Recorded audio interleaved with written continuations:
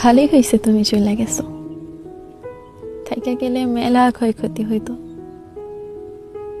ঘন্টে ঘন্টে phone কইরা কি করো, কেমন আছো, সারাদিন এইসব খোঁজ খবর নিয়ে বাড়াবাড়ি রকম মায়া দেখাইতে হইতো।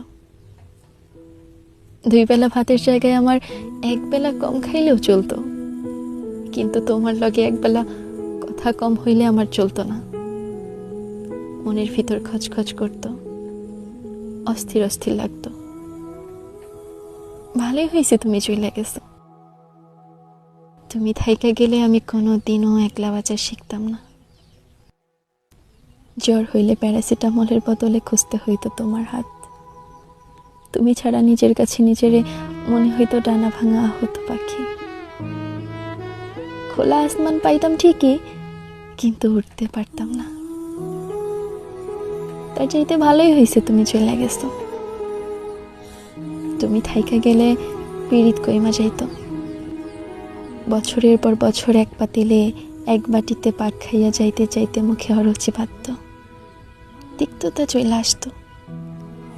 তুমিও তো 1 বেলা ঝগড়া হইলে পরের বেলা ভাবতা ভুল মানুষের লগে থাইকা গেলাম না তো।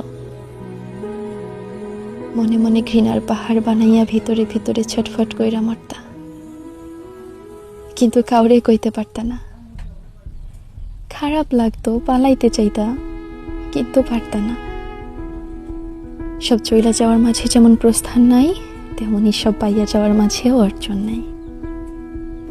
তুমি থাইকা গেলে তোমারে পাওয়ার মতো স্বল্প আনন্দ পাইতাম ঠিকই, কিন্তু তোমারে না পাওয়ার মতন এই দীর্ঘ বেদনার আনন্দ কোনো কালেই পাইতাম না। ভালোই হয়েছে তুমি চলে গেছো। থাইকা গেলে ভালোবাসা কম হইয়া যাইত।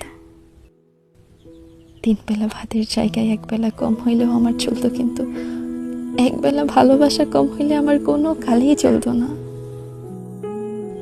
কোনো কালেই